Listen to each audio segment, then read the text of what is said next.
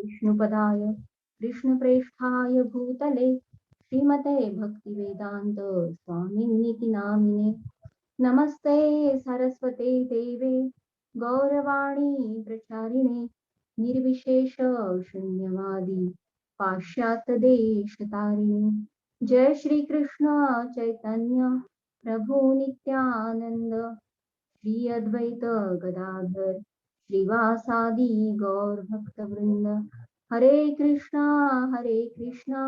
कृष्णा कृष्णा हरे हरे हरे राम राम राम हरे हरे. हरे कृष्ण. गीता सारांश या शृंखलेमध्ये सर्वांचे मनपूर्वक स्वागत. तर आपण आज 7व्या अध्यायाबद्दल चर्चा करणार आहोत, ज्ञान विज्ञान योग. तर 6व्या अध्यायामध्ये आपण मागच्या सोमवारी मन हे शत्रू आणि मित्र कसा आहे आणि अष्टांग योग याच्याबद्दल माहिती दिली आणि अष्टांग योगाद्वारे मनाला कशा पद्धतीने नियंत्रित करण्याबद्दल श्रीकृष्णांनी अर्जुनाला सांगितलं हे पाहिलं. आणि भगवंत त्या अध्यायामध्ये सांगतात की योगाची परिपूर्णता म्हणजे भक्ती योग कशा पद्धतीने आहे याबद्दल भगवंतांनी मागच्या अध्यायामध्ये चर्चा केलेली आहे. तर आता भगवद्गीतेचे जर आपण 3 भाग काढले तर पहिले 6 भाग, मधले 6 अध्याय आणि शेवटचे 6 अध्याय अशा 3 विभागामध्ये याची विभाजणी होऊ शकते. की जसं आपण एखादी तिजोरी उघडतो आणि जसं आपण आतल्या कप्प्यांमध्ये जातो तेव्हा लक्षात येतं की अरे सगळ्यात आतल्या अगदी सुरक्षित कप्प्यामध्ये खूप अनमोल रत्न तिथं सुरक्षित पद्धतीने ठेवलेली आहे. तर त्याच पद्धतीने पहिले 6 अध्याय हे थोडीशी असे प्रवेशद्वार ज्याला म्हणतो किंवा एकदम बाहेरचा कप्पा अशा पद्धतीने हे पहिले 6 अध्याय होते की ज्याच्यामध्ये भगवंतांनी देहात्म बुद्धीच्या पलीकडे जाऊन आत्मस्तरावर काय विचार करणं गरजेचं आहे, आत्मा परमात्मा यांचा संबंध आणि नंतर भक्ती योग हा कसा सर्वश्रेष्ठ आहे तर याबद्दल एक थोडक्यात त्यांनी उहापोह केलेला आहे.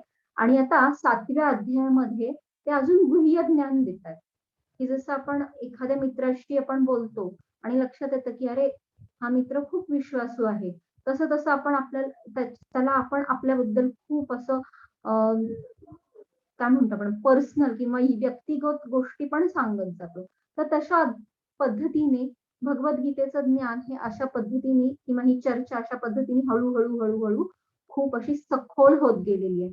त्यामुळं या अध्यायाबद्दल आपण थोडक्यात चर्चा करूयात. अध्यायाचं नाव आहे ज्ञान विज्ञान योग. तर ज्ञान म्हणजे काय हे आपल्याला माहितीये, एखाद्या गोष्टीबद्दल जाणून घेणं म्हणजे ज्ञान, पण विज्ञान म्हणजे काय तर विशेष ज्ञान. तर यामध्ये निश्चितपणे विशेष ज्ञानाबद्दल चर्चा आहे, म्हणून ज्ञान विज्ञान योग असं याचं नाव आहे. तर याच्यामध्ये 5 भागामध्ये आपण जर आपण हा अध्याय बघितला तर 5 भागामध्ये आपण याचा आढावा घेऊ शकतो. तर पहिले 3 श्लोक जे आहेत त्याच्यामध्ये भगवंत श्रवणाद्वारे ज्ञानाचं महत्व वर्णन करतात. 4थ्या श्लोकापासून 12व्या श्लोकापर्यंत भगवंत त्यांच्या शक्तींबद्दल बोलतात. 13व्या श्लोकापासून 19व्या श्लोकापर्यंत भगवंतांना शरण जाणं किंवा शरण न जाणं याबद्दल भगवंत सांगतात. 20 ते 25 या श्लोकांमध्ये देवतांची पूजा आणि त्याचं फल याच्याबद्दल चर्चा करतात. आणि शेवटचे 5 श्लोक जे आहेत त्याच्यामध्ये भगवंत कोण भक्त बनू शकतं याच्याबद्दल विस्तृत माहिती देतात. तर आपण हे स्टेप बाय स्टेप पाहत जाऊयात. तर पहिले 3 श्लोक जरी असले तरी श्रवणाद्वारे ज्ञान याला भगवंत खूप म्हणजे आपण चर्चा करण्यासारखं खूप महत्वाचं हे खरं तर या 3 श्लोकांमध्ये खूप साठलेलं आहे. तर श्रवणाद्वारे ज्ञानाचं महत्व भगवंत काय सांगतात तर पहिला श्लोक भगवंत सांगतात श्री भगवान उवाच मय्यासक्त मनः पार्थ योग युञ्जन्मदाश्रय असंशयं संभ्रमं मां यथा ज्ञास्यसि तच्छृणु. असंशयं समग्रं मां यथा ज्ञास्यसि तच्छृणु. शृणु म्हणजे ऐक, असं असं भगवंत सांगतायत. तर काय, तर ते काय म्हणतायत की माझ्या भावनेने पूर्णपणे युक्त होऊन, म्हणजे थोडक्यात की कृष्ण भावना, या भावनेने कृष्ण भावनामृत किंवा कृष्ण भावनेने युक्त होऊन योगाभ्यास, जसं वर्णन आधी त्यांनी सांगितलेलं आहे, तर अशा योगाभ्यासाद्वारे तू मन एकाग्र कर, आणि माझ्यावर केंद्रित कर. आणि तू काय ऐक, तर तू माझ्याबद्दल, कारण शेवटी भगवद्गीतेचं ज्ञान म्हणजे काय, तर शक्ती आणि शक्तिमान यांचं ज्ञान आहे किंवा भगवंतांचं ज्ञान आपण करून घेतोय. त्यामुळे तू पूर्णपणे मला कसं निसंदेह, म्हणजे कुठलीही साशंकता न ठेवता किंवा पूर्णपणे मला कसा, पूर्णपणे म्हणण्यापेक्षा निसंदेह कशा पद्धतीने तू जाणू शकशील याबद्दल तू आता ऐक. असं म्हणत नाहीये की आता पहा किंवा, ते तर समोरच आहेत ना भगवंत. हे लक्षात घेण्यासारखं महत्वाचं आहे की तसं बघायला गेलं तर अर्जुनाच्या लहानपणापासून ते श्रीकृष्णांशी त्यांचं सख्य आहे. कारण ते आत्ते भाऊ मामे भाऊ अशा पद्धतीच त्यांचं नातं आहे. त्यामुळे लहानपणापासून सख्य आहे. पण भगवंत आता काय म्हणताय की तू माझ्याबद्दल तू आता ऐक, हे किती महत्वाचं आहे. त्यामुळं इथं हे आपण जाणून घेऊ शकतो की ज्या गोष्टी जशा दिसतात त्या गोष्टींबद्दल आपल्याला किती ज्ञान असतं. तर त्या गोष्टीबद्दल आपण जेव्हा ऐकतो तेव्हा लक्षात येतं की जे आपण पाहतो ते तत्व काय आहे. हे फार महत्वाची ही गोष्ट इथं आहे की केवळ एक नातेवाईक म्हणून किंवा एक मित्र म्हणून भगवंत यांना अर्जुन तर पहिल्यापासून बघत होता, पण आता जेव्हा भगवंतांबद्दल तो ऐकतोय त्यावेळी अर्जुन किती त्याच्या म्हणजे मनावरचे आवरण किंवा आत्म्यावरची जी आवरण आहेत किंवा बुद्धीवरची जी आवरण आहेत ती कशा पद्धतीने त्याची दूर होत आहेत हे आपण हळूहळू लक्षात घेऊ शकतो. त्यामुळे श्रवण या गोष्टीला खूप महत्व आहे. तर कुठलंही ज्ञान हे जेव्हा आपल्याला आत्मसात करायचं असतं तेव्हा आपण त्या कुठल्या कुठल्या पद्धतीने करू शकतो, तर त्याच्यामध्ये आहे आरोह पद्धत, दुसरी आहे अवरोह पद्धत, आणि ह्या दोन्ही पद्धतीमध्ये महत्वाचा घटक असतो तो श्रद्धा. तर आरोह पद्धत म्हणजे काय की मला एखादी गोष्ट दिसते, म्हणजे आता समोरच स्क्रीनवरती आपल्याला लक्षात येते की सगळे ग्रह तारे दिसत आहेत, शनी दिसतोय किंवा आपली पृथ्वी दिसतीये, सूर्य, म्हणजे सूर्य मला थोडक्यात दिसतीये. तर याच्याबद्दल आपण जे काही पाहतोय, तर हा बाबा एक असं काहीतरी गोल आहे आणि हा शनीच्या भोवती असं काहीतरी चक्र दिसतंय. तर अशा पद्धतीने असं काहीतरी स्वतः ते जेव्हा आपण स्वतःच्या इंद्रियांद्वारे पाहून किंवा स्पर्श किंवा कुठल्याही गोष्टीची एखादी चव घेऊन अशा कुठल्याही पद्धतीने जेव्हा इंद्रियांचा वापर करून जेव्हा आपण प्रत्यक्षपणे त्याचा अनुभव घेऊन एखादं ज्ञान आत्मसात करतो, आणि मग एक एक एक एक गोष्ट हळूहळू पुढे पुढे आपण जातो, त्या गोष्टीला काय म्हणतो आरोह पद्धत. तर आधुनिक विज्ञानामध्ये जेव्हा आपण म्हणतो ना की एखादा हे विज्ञान युग आहे आणि याच्यामध्ये खूप सारे शोध लागतात. शोध म्हणजे तरी काय असतात, तर शोधचा इंग्रजी अर्थ काय, तर रिसर्च. री म्हणजे काय की पुन्हा, म्हणजे काय की ज्या गोष्टी आहेतच अस्तित्वामध्ये, पूर्वीपासूनच त्याचं अस्तित्व आहे, तरी सुद्धा त्याच्यामध्ये अजून काय आहे बाबा, तर ह्याचं जेव्हा आपण एखादा शोध घेतो त्याला म्हणतो आपण रिसर्च, किंवा शोध घेणं. आणि आधुनिक विज्ञानाद्वारे या गोष्टी केल्या जातात. बर, आधुनिक विज्ञानाद्वारे ह्या गोष्टींचं ज्ञान होतं म्हणतो आपण, तर या कुठल्या पद्धतीने हे ज्ञान ग्रहण केलं जातं किंवा हे ज्ञान इतरांपर्यंत पोहोचवलं जातं, तर इंद्रियांद्वारे.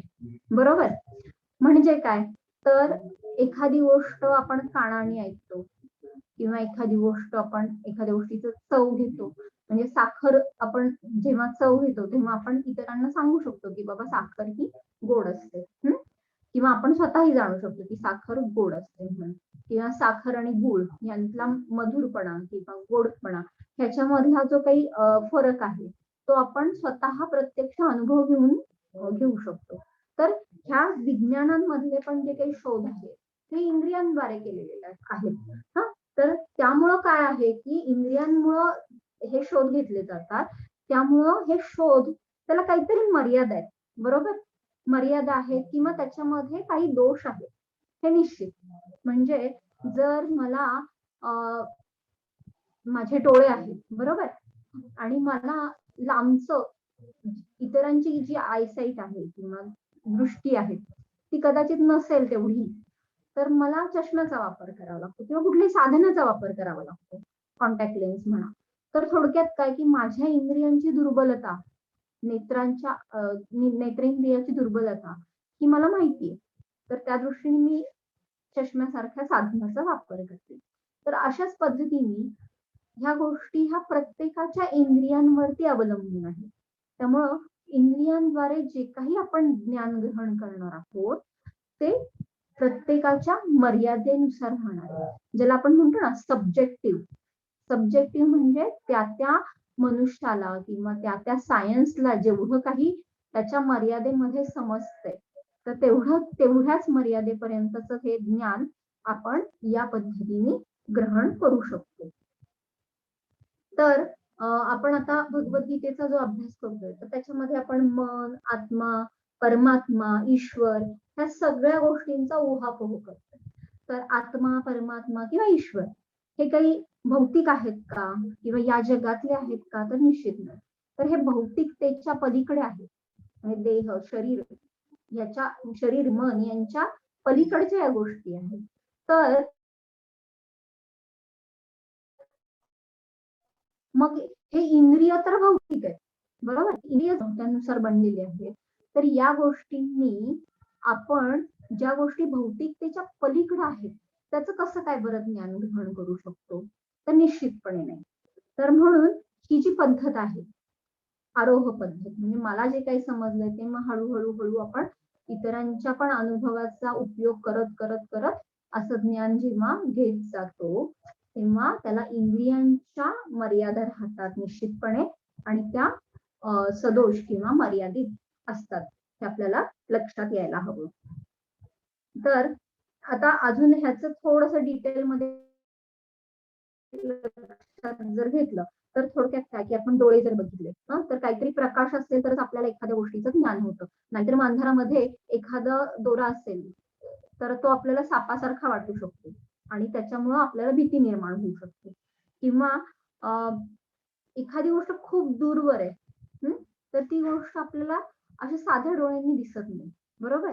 किंवा एखादी गोष्ट खूप जवळ आहे म्हणजे डोळ्यांमध्ये गेलेला कचरा सुद्धा आपल्या डोळ्यांना दिसत नाही. का बरं? किंवा डोळ्यांच्या पापण्या सुद्धा आपल्या डोळ्यांना दिसत नाही. असं का बरं? कारण त्या खूप जवळ आहेत, अगदी त्या तिथंच आहेत ना. तर त्यामुळं अति जवळ असणाऱ्या गोष्टी, अति दूर असणाऱ्या गोष्टी, खूप सूक्ष्म असणाऱ्या गोष्टी, खूप मोठ्या असणाऱ्या गोष्टी किंवा ज्याच्यावरती समजा आपण आंब्याची पेटी आणली तर आपल्याला जर दुकानदाराने दाखवलं की बघा हे किती छान आंबे आहेत आणि आपण फक्त वरचे आंबे बघितले आणि ते खूप छान अशा पद्धतीने लावलेले असतात, तर ते बघून जर आपण आंब्याची पेटी घेतली आणि घरी येऊन बघितलं आणि खालचे आंबे बघितले तर अरे बापरे ह्याच्यामध्ये खूप असे निकृष्ट दर्जाचे किंवा काही एखाद दुसरा नासलेला पण आहे असं जेव्हा लक्षात येतं. का बरं आपल्याला ते दिसलं नाही? कारण त्याला कुठेतरी आवरण आहे ना, म्हणजे बाकीच्या आंबेनी जे आवरण झालेले त्यामुळे आपल्याला आतले आंबे दिसले नाही किंवा आपण ते उलगडण्याचा प्रयत्न केला नाही. तर थोडक्यात काय की अशा पद्धतीने आपल्या डोळ्यांना मर्यादा निश्चितपणे येतात. किंवा दुसरी गोष्ट काय की आता कानांचा जर आपण वापर केला तर 20 ते 20,000 हर्ट्ज इथपर्यंतच आपल्या वारंवारितेपर्यंत आपण ऐकू शकतो.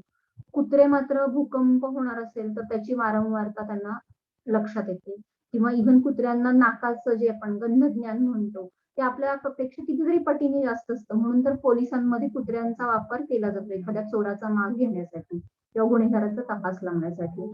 तसंच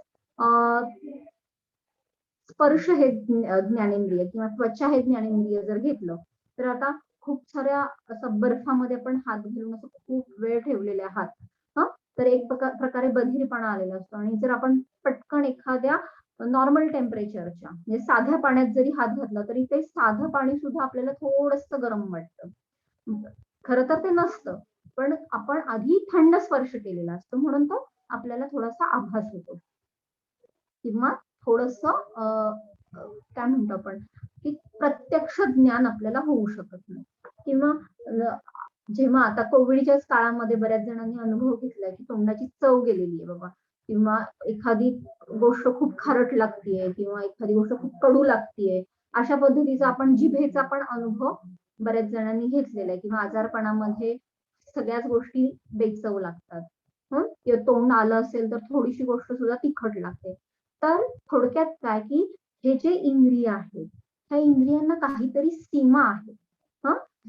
हे पूर्णपणे निर्दोष किंवा निर्मळ अशा पद्धतीचे निश्चित नाहीये. त्यामुळं होणारं ज्ञान सुद्धा हे परिपूर्ण असत नाही, हे लक्षात घेणं आपल्या दृष्टीने महत्वाचे. दुसरी गोष्ट काय आहे की हे ज्ञान आरोह पद्धतीमधलं ज्ञान हे परिपूर्ण का असत नाही बाबा, तर थोडीशी चूक करण्याची आपली प्रवृत्ती राहते. म्हणजे काय की एखादा शोध जेव्हा लागतो तर तेव्हा परत परत परत रिसर्च होतो. म्हणजे जर आपण मोबाईल वापरत असू तर त्याचे व्हर्जन्स कितीतरी आलेले आहेत ना. म्हणजे काय म्हणतो 4G 3G अशा पद्धतीचे जे काही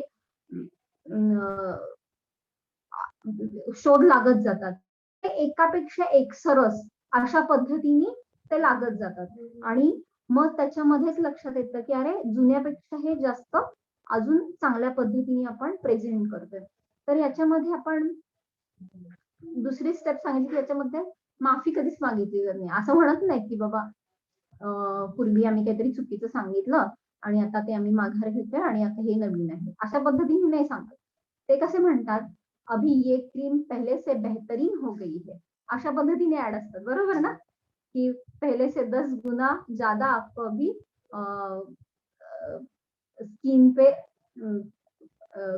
म्हणजे स्किनवरचा जो कलर आहे तो अजून उजळलेला दिसेल, अशा पद्धतीने ते थोडक्यात मागच्या चुकांपेक्षा सुद्धा त्या किती छान पद्धतीने ते सांभाळून घेतलेले असतात, असं पण बऱ्याचशा ऍड मधनं हे लक्षात घेऊ शकतो. किंवा पूर्वी हर्बल गोष्टी ह्या दंतमंजन म्हणून वापरण्यामध्ये सुद्धा त्याच्यापेक्षा टूथपेस्ट कशी सरस आहे अशा मध्ये ते कंपॅरिझन व्हायचं की ह्या एवढ्या जडीबुटी घेण्यापेक्षा ही टूथपेस्ट घ्या. नंतर मग काही दिवसांनी काय आलं की आणि मीठ कशाला वापरायचं अशा पद्धतीने मध्येच यायचं. मग नंतर यायला लागलं की तुमच्या टूथपेस्ट मध्ये मीठ आहे का, अशा पद्धतीने ते यायला लागले. आणि आता काय व्हर्जन आलंय, हर्बल प्लस टूथपेस्टचं फॉर्म्युला असं एकत्र करून त्या पद्धतीच्या पेस्ट बाजारामध्ये अवेलेबल होत आहेत. तर थोडक्यात काय हे कॉस्मेटिक इंडस्ट्री असू देत, पुन्हा डाएट मधली म्हणजे आहारशास्त्र सुद्धा अशा पद्धतीने जातं. तर कुठल्याही गोष्टी किंवा कुठल्याही क्षेत्रामधलं थोडक्यात रिसर्चेस जे आहेत हे मागच्या शोधांचं कुठंतरी ते खंडन करतात एक प्रकारे, पण त्याच्याबद्दल असं म्हणत नाहीये ते की त्याच्याबद्दल ते कुठंच असं माफी मागत नाही किंवा त्याच्यामध्ये कुठेही अशी अपराधीपणाची भावना नसते. थोडक्यात काय की ह्या ज्या गोष्टी आहेत ह्या चुका करण्याची प्रवृत्ती कुठल्याही शोधांमध्ये असते. तर तो एक रिसर्चचा हा एक भागच असतो, हे लक्षात ठेवणं गरजेचं आहे. तर ही एक स्टेप या आरोह पद्धतीमध्ये असते. त्यामुळं ह्या गोष्टी परिपूर्ण असतात असं होत नाही. त्यामुळं कोणतीही गोष्ट आरोही पद्धतीमध्ये किंवा प्रत्यक्ष प्रमाणाने सिद्ध केलेली ज्या गोष्टी असतात ह्या पूर्णपणे निर्दोष असत नाही. तर हे लक्षात घेणं महत्वाचं आहे. तिसरी गोष्ट म्हणजे काय की जेव्हा एखाद्या गोष्टीचा शोध लागतो तेव्हा थोडीशी फसवण्याची टेंडन्सी सुद्धा काहींची असू शकते, हे आपल्याला लक्षात घेणं गरजेचं आहे. म्हणजे कुठलाही शोध हा परिपूर्ण ज्ञानाच्या दृष्टीनेच राहतो असं नाही, तर त्याच्यामध्ये कुठंतरी स्वतःच्या फायद्यांचं गणित मांडलेलं असतं. त्यामुळे थोडस कुठंतरी फसवण्याची यामध्ये प्रवृत्ती असते. दुसरी अजून काय महत्वाची यामध्ये गोष्ट असते, तर थोडस आपण भ्रमित होऊ शकतो. भ्रमित होण्याची इथं टेंडन्सी राहते.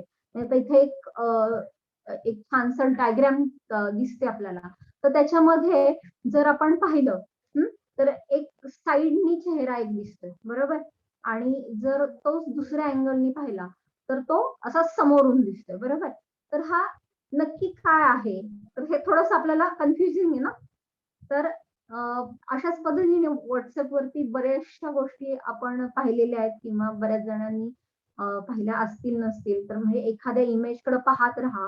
मग नंतर तुम्हाला असं ते त्याच्यामध्ये अशी गती आलेली किंवा गोल फिरलेलं असं काहीतरी दिसेल किंवा हा चेहरा अशा पद्धतीने पाहिला तर हसरा दिसेल, अशा पद्धतीने पाहिला तर तो रडका चेहरा किंवा अशा पद्धतीने बऱ्याचशा गोष्टी येतात किंवा तुम्ही नीट पाहिलं तर इथं तुम्हाला अशा पद्धतीने छोटे-छोटे प्राण्यांचे आकार दिसतील. अशा खूप साऱ्या गोष्टी आपण म्हणजे सोशल मीडियामध्ये तर खूपच खूपच आपण या गोष्टींना आपण सामोरे जात असतो. त्यामुळे थोडक्यात काय की भ्रमित होण्याची थोडीशी इथे प्रवृत्ती राहते.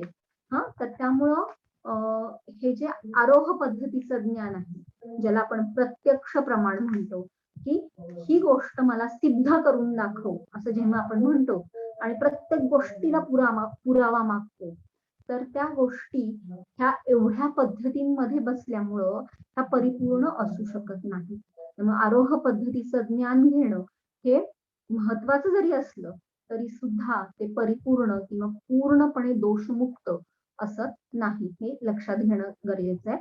दुसरी गोष्ट अशी की प्रत्यक्षम ही अल्पम, अनल्पम ही अप्रत्यक्षम. म्हणजे काय की प्रत्यक्ष दिसणाऱ्या गोष्टी ह्या खूप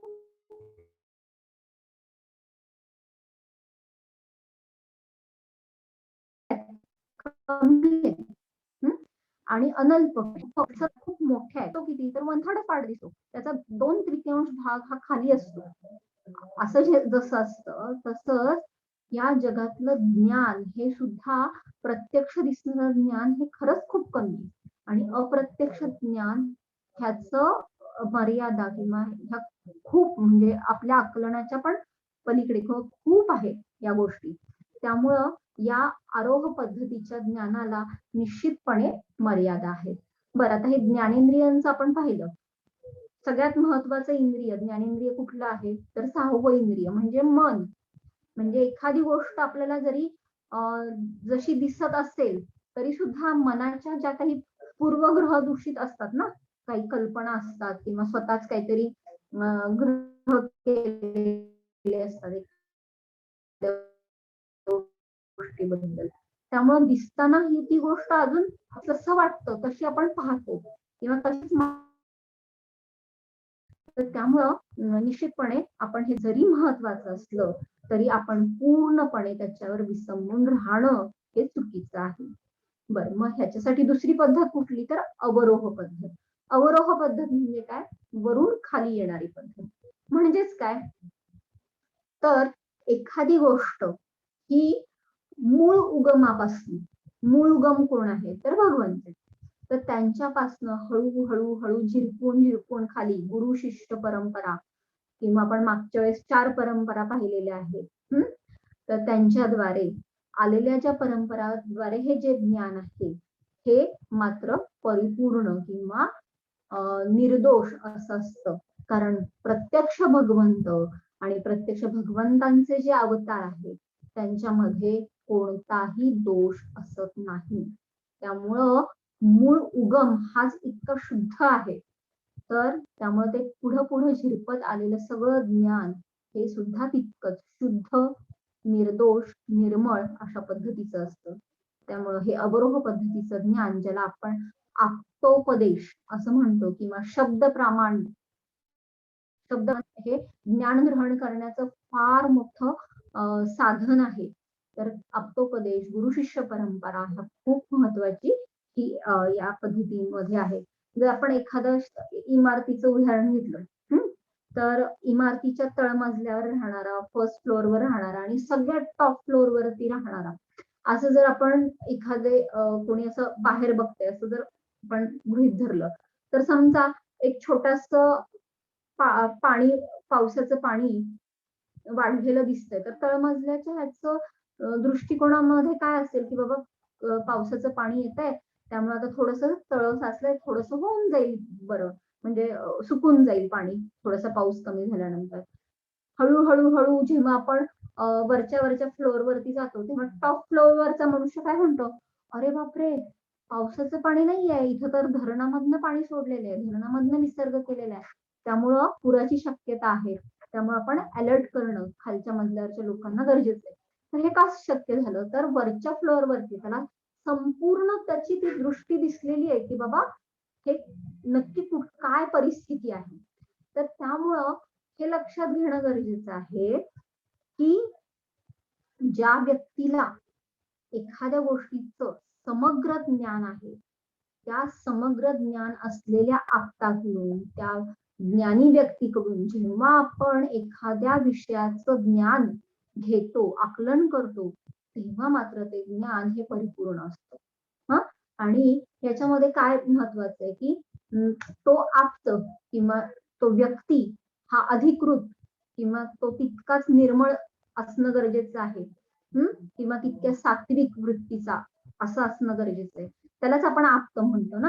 म्हणून तर आपण प्रत्येक म्हणजे भगवद्गीतेच्या 4थ्या अध्यायात पण पाहिले की अधिकृत सोर्स आहे का, की हे परंपरेतनं ज्ञान आलेलं आहे का.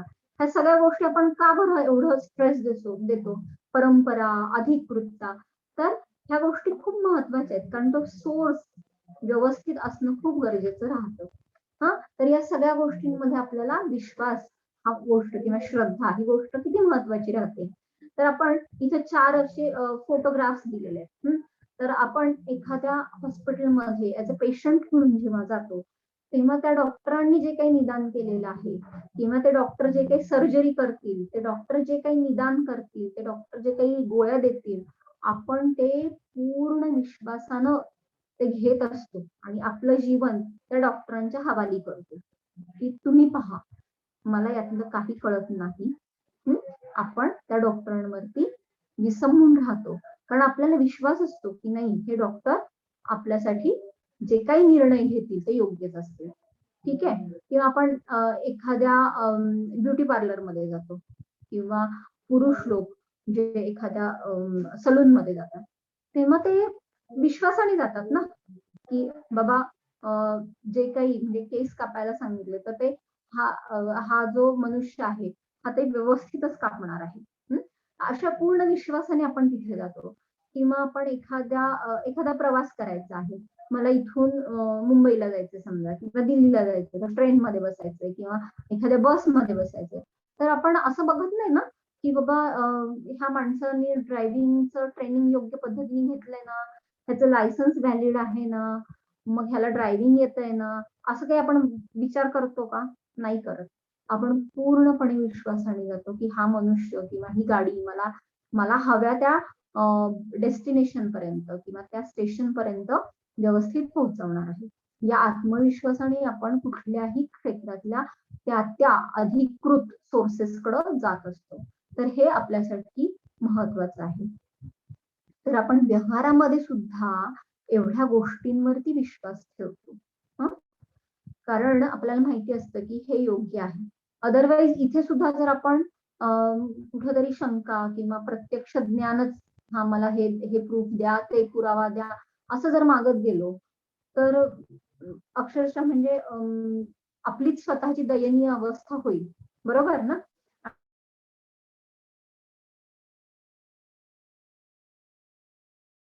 आणि ठरवली आणि अगदीच प्रत्येक ठिकाणी शंका काढत गेलो तर त्या गोष्टीला, आणि मग नंतर लक्षात हो हो तुम्ही म्हणताय ते बरोबर आहे, पण त्या गोष्ट तेवढ्या पिरियड मध्ये केवढा काळ वाया गेलेला आहे, सगळी एनर्जी वेस्ट गेलेली हे लक्षात येतं. म्हणून प्रत्येक ठिकाणी प्रत्यक्ष पुरावे ह्या गोष्टींमध्ये सुद्धा कुठंतरी एक ठराविक मर्यादेपर्यंत किंवा अधिकृत अशा सोर्सेस वरती विश्वास ठेवणं किती गरजेचं आहे हे आपल्याला लक्षात येतं. तर व्यवहारामध्ये जर आपल्याला दैनंदिन व्यवहारामध्ये जर इतक्या ठिकाणी जर आपल्याला विश्वास ठेवावा लागतो, तर निश्चितपणे जेव्हा आपल्याला आप्तोपदेश किंवा आध्यात्मिक ज्ञान जेव्हा ग्रहण करायचं असेल, तर तेव्हा सुद्धा आपल्याला ह्या अधिकृत सोर्सेस वरती विश्वास ठेवणं किती गरजेचं आहे हे लक्षात येतं. तर त्यामुळं आपण निश्चितपणे ह्या शब्द प्रमाणाला महत्व देणं गरजेचं आहे. मग यातनच आपण लक्षात घेऊ शकतो की आपल्या ज्या काही पिढ्यानुपिढ्या चालत आलेल्या परंपरा ज्या आहेत ह्या काय आहेत, तर हे आपल्याप्रमाणेच आहे ना, बरोबर आहे की नाही? म्हणजे या सणाला अशा पद्धतीनेच म्हणजे संक्रांतीच्या वेळेस तिळगुळ देणं किंवा करणं हे किती महत्वाचं आहे. किंवा दिवाळीच्या वेळेस असा असा फराळ करायचा आहे. अभ्यंग स्नान किंवा दिवाळीच्या वेळेस उटणं लावणं, किंवा तेला तुपाचे भरपूर असे मिठाई मिष्टान्न घेणं. तर ह्या प्रत्येक गोष्टींना जरी आपल्याला वाटतं ना की ह्या परंपरा आहेत बाबा किंवा हे काय बाबा थोतांड आहे असं असं वाटू शकतं. पण शेवटी आपण काय म्हणतो, आम्ही तर विज्ञान युगामध्ये राहतो. हे काय तुम्ही जुनं पुराण सांगताय? तर निश्चितपणे आपल्याला तिथे लक्षात येईल की ह्या सगळ्या ज्या गोष्टी आहेत, परंपरा असू देत किंवा आपल्या ग्रंथांमधनं आलेलं जे काही ज्ञान आहे, ह्या गोष्टी काय आहेत, तर खरंच ह्या विज्ञान या व्याख्येला निश्चितपणे त्या न्याय देणारे आहे. कारण याच्यामधनं आपल्याला निश्चितपणे विशेष ज्ञान अशा पद्धतीने मिळत असतं. त्यामुळे अवरोह पद्धत ही निश्चितपणे टाइम टेस्टेड आहे, निर्दोष आहे आणि परिपूर्ण आहे. फक्त एक लक्षात घेणं गरजेचं आहे की आपण ते ज्ञान हे अधिकृत सोर्सेस, अधिकृत व्यक्तींकडनंच घेणं गरजेचं आहे. म्हणून ज्या परंपरा सांगितलेल्या होत्या मागच्या 4थ्या अध्यायामध्ये, तर ते आपण परत रिवाइज करणं खरं गरजेचं आहे आणि अधिकृत सोर्सेसना पण किती महत्व आहे हे लक्षात येईल. तर अशा पद्धतीने अवरोह पद्धतीने जेव्हा आपण ज्ञान घेतो तेव्हा निश्चितपणे ते परिपूर्ण असतं, निर्दोष असतं आणि त्यामध्ये नाहक आपला वेळ जात नाही. बरोबर? तर आता आपल्याला ह्या सगळ्या ह्याच्यातनं शिकवण काय मिळते? तर शास्त्रांवरील विश्वास हा पुनरुज्जीवित करणं आता आपल्याला गरजेचं आहे. जे आपण करणं आवश्यक आहे. जे वर्षानुवर्ष चालत आलेलं आहे आणि ते परिपूर्ण आहे.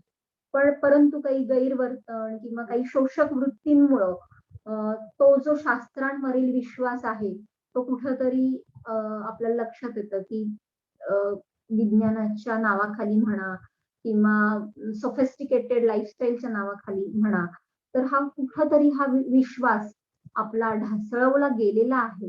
तर तो विश्वास आपल्याला आता पुनरुज्जीवित करणं महत्वाचं आहे.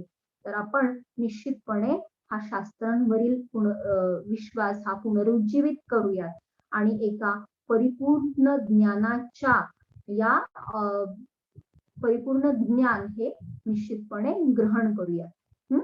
तर पहिल्या 3 श्लोक होते खरं तर, ज्याच्यामध्ये श्रवणाचं महत्व भगवंतांनी सांगितलेलं आहे. तर हे आपण पाहिलं. आता 4था ते 12वा श्लोक याच्यामध्ये भगवंत स्वतःबद्दल, आता आपल्याला काय करायचं तर भगवंतांबद्दल ज्ञान घ्यायचंय. भगवंतांबद्दल ज्ञान घ्यायचं म्हणजे काय, तर भगवंत असे आहेत, भगवंत तसे आहेत म्हणजे काय, तर भगवंतांच्या शक्तींबद्दल ज्ञान घ्यायचंय. तर शक्तीवरून आपल्याला शक्तिमानाचं ज्ञान होणार आहे. त्यामुळे 4था ते 12वा श्लोक त्याच्यावर आधारित आहे. तर भगवंत इथं म्हणतात की माझ्याहून श्रेष्ठ असं कोणीच नाही आणि दोऱ्यात ओवलेल्या मण्यांप्रमाणे सर्व काही माझ्यामध्येच आश्रित आहे. म्हणजे काय, तर मयी सर्वमिदं प्रोतम सूत्रे मणी गणाईव. म्हणजे सगळे जे गोष्टी आहेत तर त्या सगळ्या गोष्टी ह्या मण्यांप्रमाणे माझ्यामध्ये विणलेल्या आहेत आणि त्या सूत्राप्रमाणे माझं कार्य, जरी मी दिसत नाहीये पण त्या सूत्राप्रमाणे मी आहे, अशा पद्धतीने भगवंत इथं सांगतायत. तर शक्तिमान भगवंतांच्या काय काय शक्ती आहेत, तर प्रकृती म्हणजे काय, तर निसर्ग. आपण म्हणतो की नाही, हे तर निसर्गाचा हा नियम आहे बाबा, किंवा निसर्गात एवढ्या सगळ्या गोष्टी आहेत आणि आपण निसर्गाचं किती भरभरून कौतुक करतो की नाही. म्हणजे फुलाचा कलर किती छान आहे आणि किती सुंदर पद्धतीने हे फुल एका ठराविक काळी उमलतं किंवा या सीझनला ह्याच्यामध्ये एक छानसा सुगंध निर्माण होताना दिसतं. अशा कितीतरी निसर्गातल्या ज्या काही गोष्टी आहेत त्या आपण भरभरून कौतुक करतो. किंवा सूर्य सुद्धा सकाळी नियमितपणे ठराविक वेळी उगवणार किंवा ठराविक वेळी मावळणार. भले तिकडे बाकी काही होऊ देत.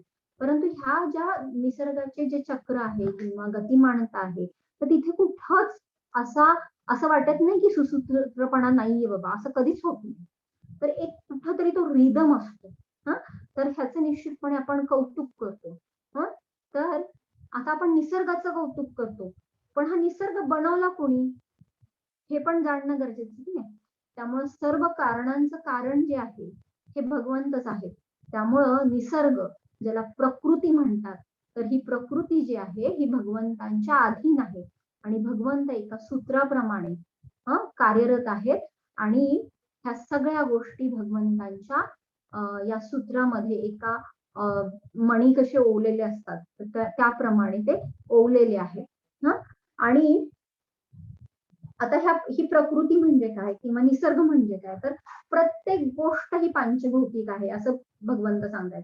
पांचभौतिक आहे म्हणजे काय, तर कुठलीही गोष्ट घ्या, त्या गोष्टीला वजन असतं, त्या गोष्टीला एक ठराविक रूप असतं, रंग असतो, एक ठराविक गंध असतो, एक विशिष्ट प्रकारची चव असते, हो की नाही? किंवा एक विशिष्ट प्रकारचं मऊ किंवा खडबडीत असा काहीतरी स्पर्श असतो. तर ह्या सगळ्या गोष्टी म्हणजे कशामुळे असतात, तर ह्या पंचमहाभूतांमुळे असतात. पृथ्वी किंवा दगड जर घेतला तर ते आपल्याला लक्षात येतं की असं नाही की काहीतरी वजनदार गोष्ट आहे हे लक्षात येतं. तर कुठल्याही गोष्टीचं वजन म्हणजे काय, तर पृथ्वी महाभूत त्याच्यामध्ये आहे हे लक्षात येतं. किंवा पाण्यामधली चव जी आहे, ती त्या गोष्टीची चव म्हणजे ही पाण्याच्या पाण्यामुळं असते. किंवा एखाद्या गोष्टीचं आपल्याला रूप दिसतं, तर ती गोष्ट रूप म्हणजे कशामुळे असते, तर ती अग्नीमुळे असते. आणि एखाद्या गोष्टीचा स्पर्श, खडबडीतपणा किंवा व्हॉटएव्हर काय असेल तो, तर तो वायू या गुणामुळे असतो, महाभूतामुळे असतो. आणि एक ठराविक स्पेस प्रत्येक गोष्टीला असते किंवा एक ठराविक त्या गोष्टीची मर्यादा ठरवलेली असते, ते आकाश महाभूत असतं. तर या 5 महाभूतांचे जे काही गुण आहेत, जसं की गंध किंवा रूप, रस म्हणजे चव, किंवा शब्द, आकाश महाभूताचा गुण आहे की शब्द, तर किंवा अग्नी महाभूताची जी उष्णता आहे, तर ह्या सगळ्या ज्या गोष्टी आहेत, तर भगवंत म्हणतात की ह्या सगळ्या गोष्टी म्हणजे मी आहे. म्हणजे अग्नी हा उष्ण आहे, तर ती उष्णता म्हणजे मी आहे. जेव्हा तुम्हाला तहान लागते तेव्हा पाण्याशिवाय दुसऱ्या कुठल्याच गोष्टींनी आपली तहान भागत नाही. तर त्या पाण्याची एक विशिष्ट चव म्हणजे भगवंत म्हणतात की चव म्हणजे मी आहे. तर असं प्रत्येक गोष्टीमधली जी सारभूत भाग जो आहे, तो श्रीकृष्ण सांगतात की ती गोष्ट म्हणजे मी आहे. तर अशा पद्धतीने आपल्याला लक्षात येतं की भगवंत म्हणजे ह्या प्रकृतीमधल्या या पांचभौतिक गोष्टींची जी काही खरं तर शक्ती आहे, तर ती शक्ती म्हणजे खरं प्रत्यक्ष भगवंत आहे. चेतन द्रव्य जर किंवा सजीव एखादा घेतला, तर त्याच्यामध्ये मन, बुद्धी, अहंकार ह्या गोष्टी अजून असतात ना सूक्ष्म स्तरावरती. तर मन, बुद्धी, अहंकार हे सुद्धा ह्या शक्ती ज्या आहेत, ह्या सुद्धा भगवंतांच्याच शक्ती आहेत. तर लक्षात येतं आपल्याला की प्रकृतीच्या या 8 ज्या भिन्न भिन्न शक्ती आहेत, म्हणजे पंचमहाभूतांची शक्ती, मन, बुद्धी, अहंकार या ज्या 8 भिन्न भिन्न प्रकृती आहे, शक्ती आहेत, ह्या भगवंतांच्या शक्ती आहेत. आणि त्याच्याहून श्रेष्ठ अशी काय शक्ती आहे, तर पंचमहाभूतांनी बनलेल्या या शरीरामध्ये जे मन, बुद्धी, अहंकाराचा अजून सूक्ष्म स्तरावरती अजून एक सूक्ष्म शरीर आहे, त्याच्यामध्ये अजून आतमध्ये काय आहे, तर आत्मा आहे. म्हणून म्हणतो ना, हे माझं मन आहे, ही माझी बुद्धी आहे, माझा अहंकार, माझे हात, माझं शरीर, हे जे काही माझं आहे ना, तर हा मी म्हणजे जीवात्मा. तर ही सुद्धा भगवंतांची शक्ती आहे. तेव्हा आपण जाणलं पाहिजे की आपण सर्व जीवात्मा म्हणजे भगवंतांची शक्ती आहोत. त्यामुळं आपण एकमेकांचा आदर करणं गरजेचं आहे. कारण आपण सर्वजण भगवंतांची शक्ती आहोत आणि आपण शक्तीचा आदर करणं खरंच गरजेचं आहे. त्यामुळे चराचरातल्या प्रत्येक गोष्टीचा आदर करणं हे आपलं कर्तव्य आहे. कारण ती भगवंतांची शक्ती आहे. ही आपण यामध्ये निश्चितपणे हे तत्व आपण यामधनं शिकवण घेऊ शकतो. दुसरी गोष्ट, भगवंतांच्या एवढ्या जर शक्ती आहेत तर निश्चितपणे या सर्व शक्ती ह्या कुणाच्या अधीन असल्या पाहिजेत बाबा, तर शक्तिमानाच्या, हो की नाही? कारण शक्तिमानापासून शक्ती ही भिन्न होऊ शकत नाही. त्यामुळे या सगळ्या शक्ती ह्या भगवंतांच्या किंवा शक्तिमानाच्या अधीन आहेत. त्यामुळे शक्तींनी शक्तिमानाचा आश्रय घेणं हे गरजेचं आहे. म्हणून आपण प्रत्येक जीवात्मा आहोत, हो की नाही? तर आपण या शक्तिमानाचा म्हणजे आपल्या मूळ सोर्सचा, भगवंतांचा आश्रय घेणं, त्यांना शरण जाणं हे अत्यंत गरजेचं आहे. हे आपल्याला यावरून शिकवण मिळते. तर आपण एक लक्षात घेतलं की आदर करणं आणि शरण जाणं या दोन गोष्टी यातनं आपल्याला शिकायला मिळतात. ह्या जर दोन गोष्टी लक्षात आल्या तर आपल्याला लक्षात येईल की जेव्हा एखादा मनुष्य अत्यंत बुद्धिमान आहे, वाक्चातुर्य छान आहे, आपल्यापेक्षा एखाद्या गोष्टीमध्ये सरस आहे, आपल्यापेक्षा जो बलवान आहे, अशा जर गोष्टी लक्षात आल्या किंवा आपल्यापेक्षा छान गातोय किंवा अशा पद्धतीने जेव्हा लक्षात येतं, आणि जर आपण तिथे कुठेतरी स्पर्धात्मक वृत्ती आणली किंवा थोडस दुसरं काहीतरी क्रिटिसिझम, त्याला द्वेष केला किंवा नावं ठेवण्याचा प्रयत्न केला, तर आपण लक्षात घेतलं पाहिजे की आपण इनडायरेक्टली भगवंतांचा अपमान, कारण भगवंतांच्या शक्तीचा अपमान करत आहोत आणि भगवंतांचा अपमान करत आहोत. त्यामुळे आपण नेहमी जेव्हा कुठलीही गोष्ट आपल्यापेक्षाही जरी कोणी सरस करत असेल तर आपण निश्चितपणे प्रत्येक वेळेस प्रशंसा करणं, पुन्हा प्रेरणा देणं, प्रेरणा घेणं त्या गोष्टीपासून त्यांच्यापासून, हे खूप महत्वाचं आहे. तर अशा पद्धतीने आपण भगवंतांच्या शक्तीचा सुद्धा आदर करणं गरजेचं आहे. आणि जेव्हा आपण असा आदर करण्याची वृत्ती जोपासू तेव्हा भगवंत सुद्धा त्या शक्तीमध्ये निश्चितपणे अजून बल आपल्याला प्राप्त करून देतात. हा निश्चितपणे आपण अनुभव घेऊ शकतो. कारण जसं जसं आपण या स्तरावरती येतो किंवा अशा पद्धतीने जातो तेव्हा भगवंत सुद्धा त्या शक्ती अजून जास्त पद्धतीने आपल्याला प्रदान करतात. त्यामुळे हा खरंच खूप सुंदर मार्ग आहे की इतरांची प्रशंसा करा, निश्चितपणे आपल्याला ते गुणधर्म आपल्याला सुद्धा प्राप्त होतील. तर आता त्याच्या पुढचा भाग जो आहे 13 ते 19 श्लोक, तर याच्यामध्ये लक्षात येईल की भगवंतांना शरण जाणं हे जर महत्वाचं आहे तर मग सगळ्याच गोष्टी का बरं शरण जात नाही किंवा सगळेच जीवात्मे का बरं शरण जात नाहीयेत भगवंतांना? तर याच्यामध्ये भगवंत सांगतात की 4 प्रकारचे लोक मला शरण येतात, 4 प्रकारचे लोक मला शरण येत नाहीत. तर आता हे 4 प्रकारचे लोक कुठले शरण येतात? तर जे लोक मूर्ख, ज्याला मूढ म्हटले, तर मूढ लोक जे आहार, निद्रा, भय आणि मैथुन याच्यामध्ये आसक्त आहेत. म्हणजे जेवणं, खाणं, विश्रांती घेणं याच्यापेक्षा जर त्यांना पुढं अजून काही त्यांची काही जिज्ञासा नसेल तर असे लोक भगवंतांना शरण येत नाहीत निश्चितपणे. दुसरी गोष्ट, जे नराधम आहे. नराधम म्हणजे काय? तर जे असंस्कृत म्हणू शकू आपण, की ज्यांच्यावरती कधी संस्कारच झालेले नाहीये. तर अशा पद्धतीचे जे लोक आहेत त्यांना नराधम म्हटलेले आहे, की अधम प्रवृत्तीचे असतात. म्हणून इथे आपल्याला लक्षात घेणं महत्वाचं आहे की संस्काराचं किती महत्व आहे. जे 16 संस्कार म्हटले ना, आपल्या परंपरेमध्ये जे 16 संस्कार सांगितले की जन्मापासून अंत्येष्टीपर्यंत जे सगळे संस्कार आहेत ते खरंच खूप महत्वाचे आहेत. कारण प्रत्येक संस्कार हा मनावर छाप देणार आहे, की ज्याच्यामध्ये संस्कारोही गुणांतराधानम म्हटलेले, की प्रत्येक संस्काराने त्या गुणांमध्ये परिवर्तन होत असतं, मनावर एक छाप बसते. त्यामुळं हे संस्कार खूप महत्वाचे आहेत, ज्याच्यामध्ये आपण आध्यात्मिक किंवा आत्मिक स्तरावरती उन्नत होतो. त्यामुळं ज्यांची अशी उन्नती संस्कारच झालेले नाहीत असे नराधम सुद्धा भगवंतांना शरण येत नाही. तिसरे कुठल्या प्रकारचे लोक? की ज्यांना माहिती आहे, एज्युकेटेड आहेत, ज्ञान आहे सगळ्या गोष्टींचं, अगदी भगवद्गीतेचं सुद्धा ज्ञान आहे, तरी सुद्धा तर्क लावायचा काहीतरी, की हा हे असं आहे म्हणून तसं आहे.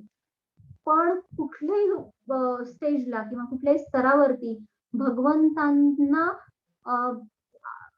सोर्स किंवा भगवंत हेच सगळ्या कारणांचं कारण आहेत, आदी कारण आहेत किंवा त्यांच्यापासूनच हे सगळं उगम पावलेलं आहे, ह्याच्यावरती ते कुठलाच विश्वास ठेवत नाही. त्यामुळे ते भ्रमित तर्कवादी अशा पद्धतीचे असतात, की ज्यांचं ज्ञान हे मायेमुळे नष्ट झालेलं आहे आणि ते काय करतात तर ह्या ज्ञान तर घेतात, पण त्याच्यानी कशाची कशाचं पोषण करतात तर स्वतःच्या अहंकाराचं.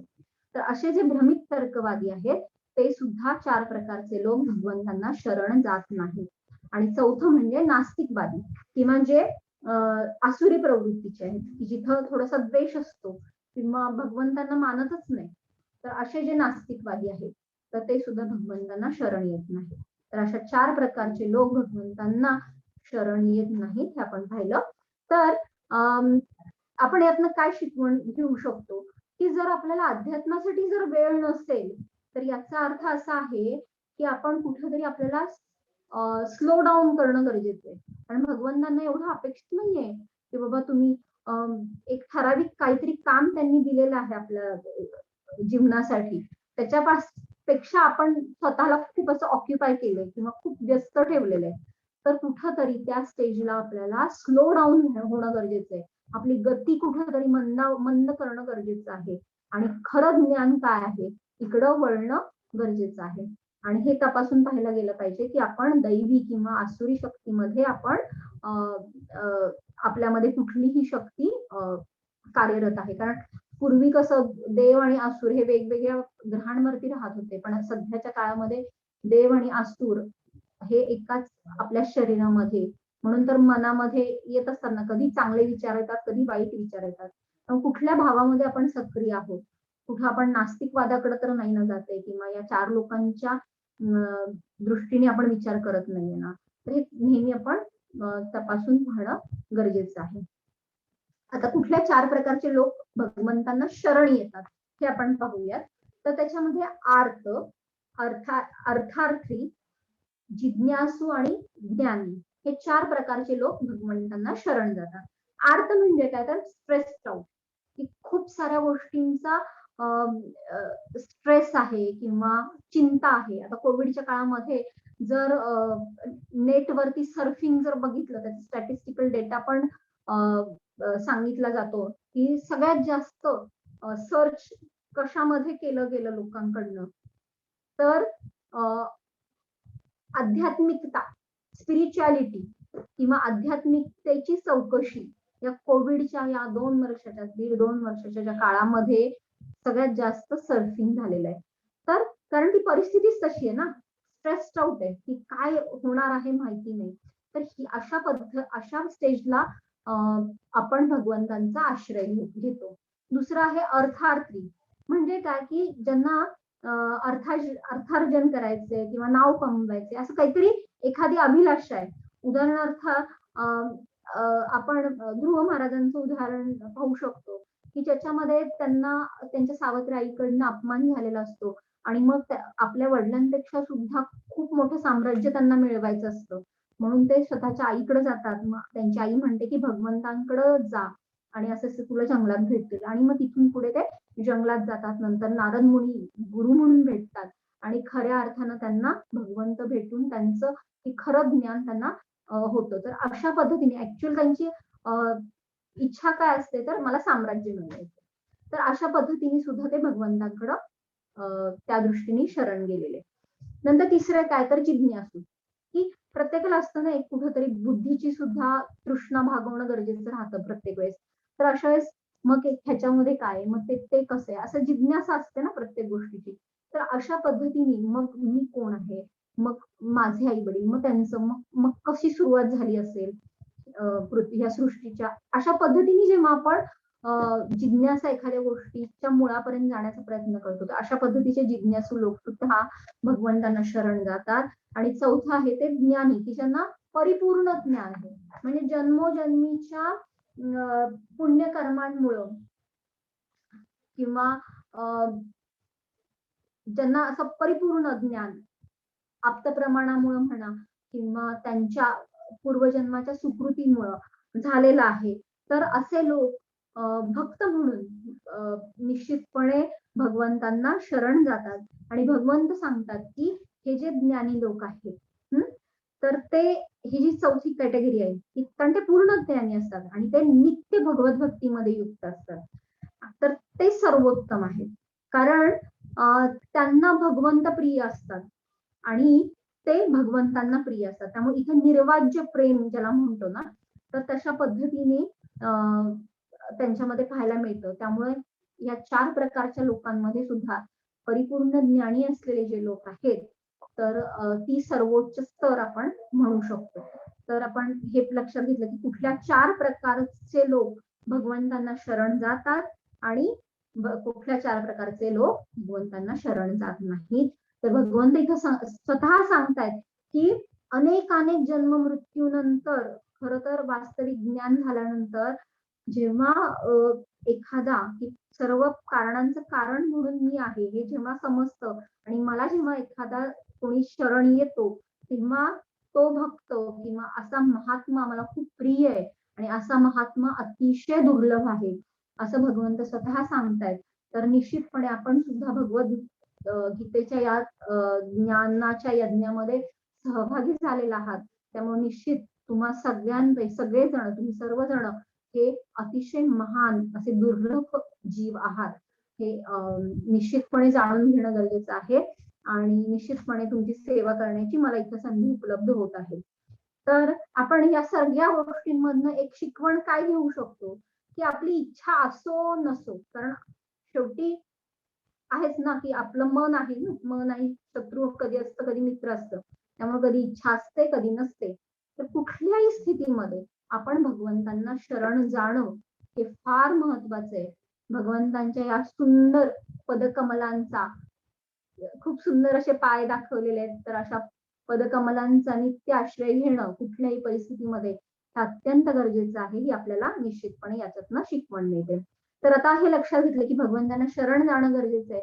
तरी सुद्धा काही लोक हे इतर देवी देवतांची का बरं पूजा करतात, तर त्याच्याबद्दल सुद्धा भगवंत पुढच्या 20 ते 25 या श्लोकांमध्ये सांगतायत की ज्यांना काहीतरी एखादी भौतिक इच्छा आहे की मला आता खूप पैसे कमवायचे, मला खूप ज्ञान मिळवायचे किंवा माझी अशी इच्छा आहे, एखादं कर्मकांड जेव्हा आपण करतो की एखादं काहीतरी इच्छा असते ना, तर ती इच्छा सफल होण्यासाठी म्हणून आपण एखादी पूजा घालतो.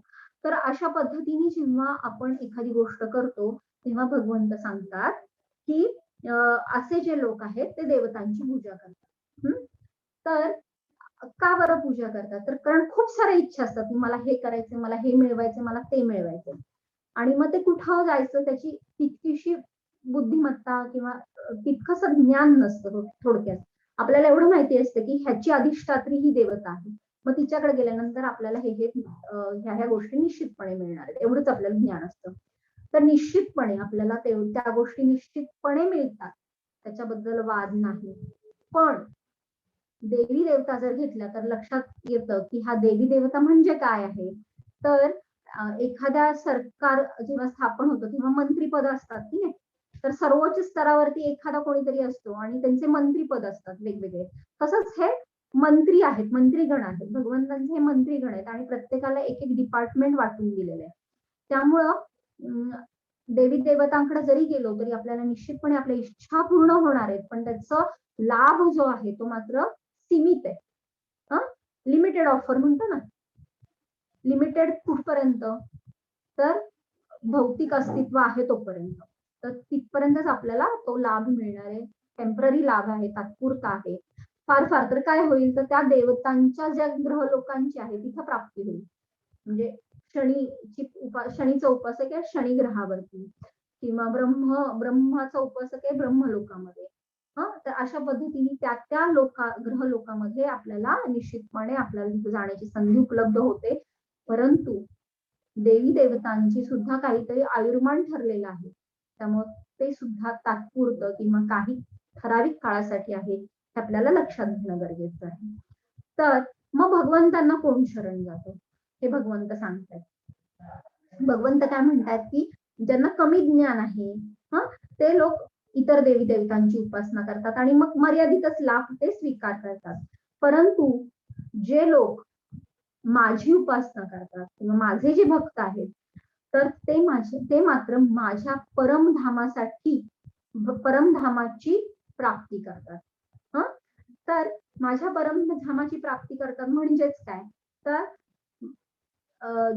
जन्म मृत्यू जरा व्याधी हे जे काही चार आपण खऱ्या समस्या म्हणतो, वास्तविक समस्या म्हणतो, तर ह्या सगळ्या समस्यांना पार होऊन नित्य अनित्य काळासाठी किंवा निरंतर काळासाठी आपण भगवंतांच्या सेवेमध्ये स्वतःला समर्पित करतो. तर अशा परमधामाची प्राप्ती आपण करू शकतो जर आपण भगवंतांची भक्ती केली तर. याच्यातून आपल्याला शिकवण काय मिळते तर इच्छापूर्तींच्या जाळ्यात अडकून विफल न होता आपण शाश्वत आनंदाकडे लक्ष केंद्रित केलं पाहिजे.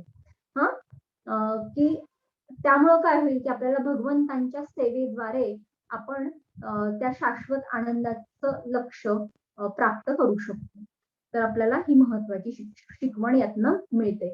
कारण एक लक्षात घेऊया की भगवंत हे आपल्याला प्रिय असणाऱ्या गोष्टी कधीच देत नाही, तर आपल्याला श्रेयस्कर असणाऱ्या गोष्टी नेहमी प्रदान करतात. त्यामुळे भगवंतांकडे जर आपण एखादी भौतिक इच्छा जर मिळवण्याच्या दृष्टीने आपण जर भगवंतांची सेवा करत असू तर भगवंत हे तात्पुरतं कधीच आपला लाभ बघत नाही किंवा तात्पुरतं आपल्याला खुश करत नाही. कसं असतं आपण रडत असतो, एखादं मूल रडत असेल तर आई एखादं खेळणं देते आणि त्याला शांत करण्याचा प्रयत्न करते. तर एखादं मूल काय करतं की बाबा ते खेळणं घेऊनच खुश होतं, मग ती आई काय करते तिचं काम करते. पण जो खरा अगदी आर्त भावनेने रडतो ना जो मुलगा की नाही मला कुठलंच खेळणं, सगळे खेळणे नाकारतो, तेव्हा मात्र ती आई सगळी कामं बाजूला टाकून स्वतः त्या बाळाला जवळ घेते. तर अगदी हेच अपेक्षित आहे की जेव्हा भगवंत कडं आपण एखादी इच्छा मागतो तर भगवंत कदाचित त्या इच्छा पूर्ण करतील. पण जेव्हा आपण भगवंतांना कडून आपण काही अपेक्षा न करता आपल्याला केवळ भगवंतच हवे असतात, तेव्हा मात्र भगवंत स्वतः त्यांना आपल्याकडे आपल्याला देतात, स्वतः त्यांना प्रदान करतात आपल्याकडे. तर अशा पद्धतीने आपण सुद्धा काय करायला हवं हे निश्चितपणे जाणून घेणं गरजेचं आहे. आपल्याला खेळणं नकोय तर आपल्याला आई हवी आहे, हो की नाही.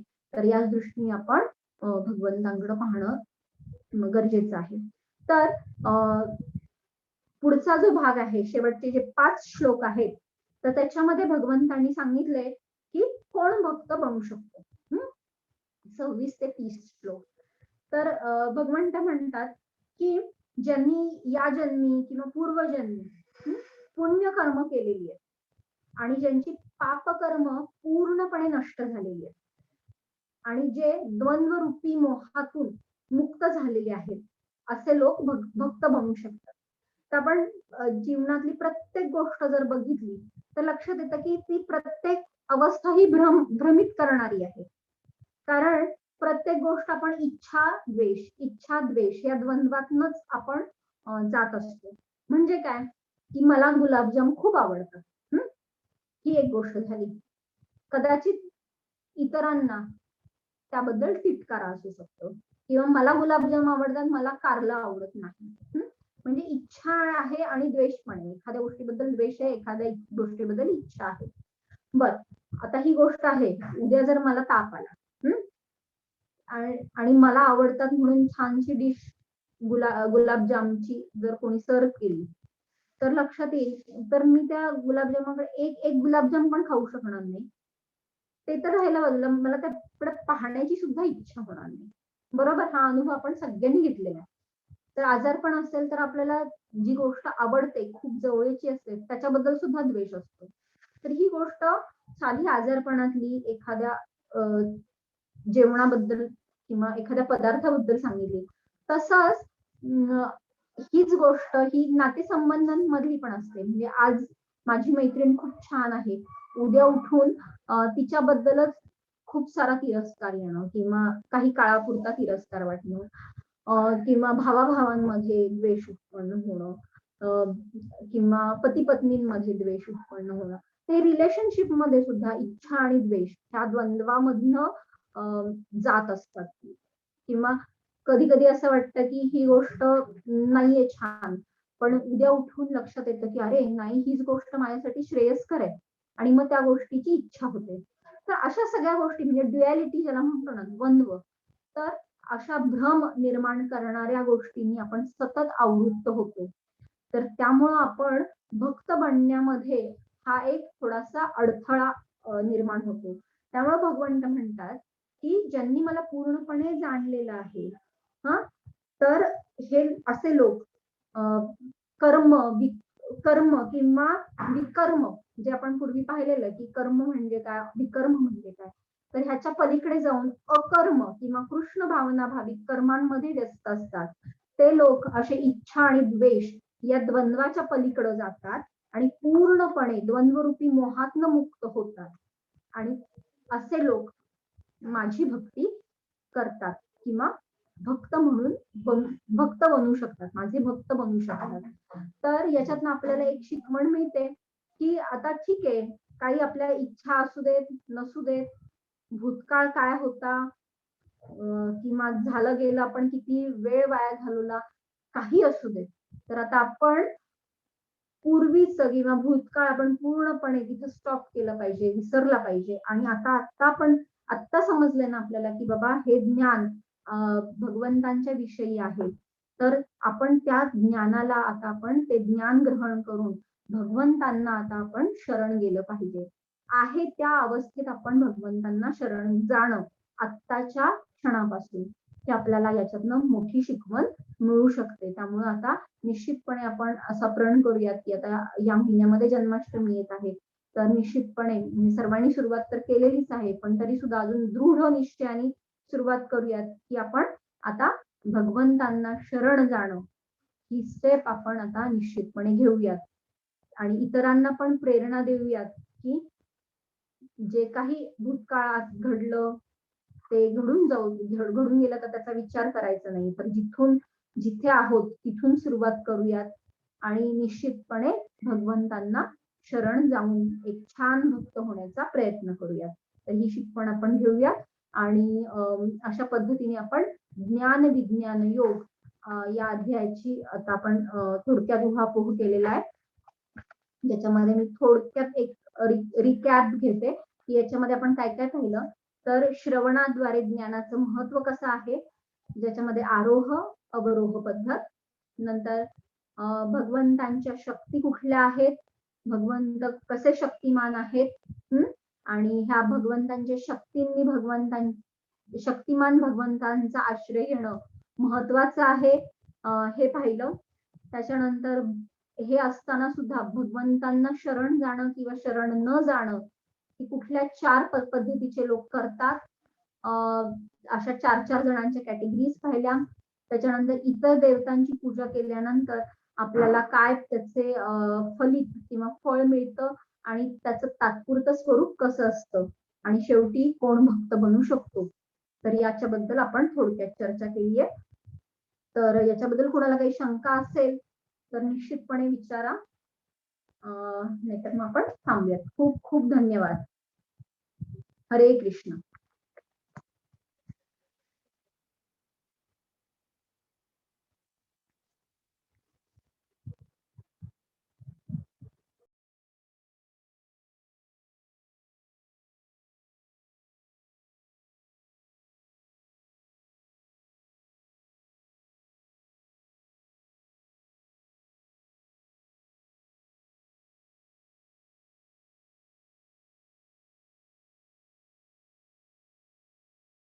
हरे कृष्णा. दीपाली मॅडमनी खूप सुंदर ओघवतं असं लेक्चर आपल्याला दिले ज्ञान विज्ञान योग संबंधात. तर कोणाला काही प्रश्न असतील किंवा टीका टिप्पणी करायची असेल तर कृपया स्वतःला अनम्यूट करून आपण बोलू शकतो त्यांच्याशी आणि अधिक माहिती घेऊ शकतो. हरे कृष्णा.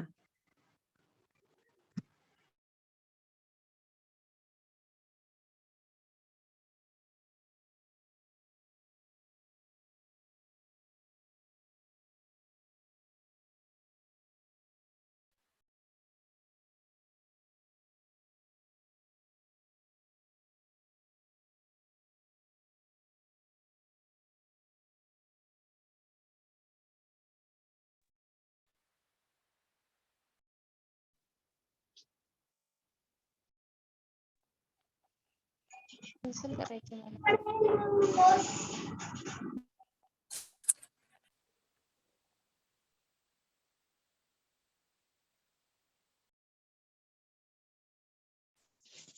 हरे कृष्ण माताजी. हरे कृष्ण माताजी. हा हरी बोल. माझा आवाज येतोय तुम्हाला? हो येतोय. माझा प्रश्न असा होता की आता श्रावणी सोमवार जर आपण धरले उपवास भगवंतांसाठी, आम्हाला इतर देवी देवतांना आपण जर विचारलं की भगवंताविषयी आम्हाला प्रेम निर्माण होऊ दे लवकर, आणखीन लवकर शक्ती दे, असं इतर देव देवतांना आपण जर विचारलं तर चालू शकतं का? हो निश्चितपणे. ऍक्च्युली ना कसं आहे माहितीये का, जसं मी सांगितलं की जरी इतर देवतांचं सांगितलं आहे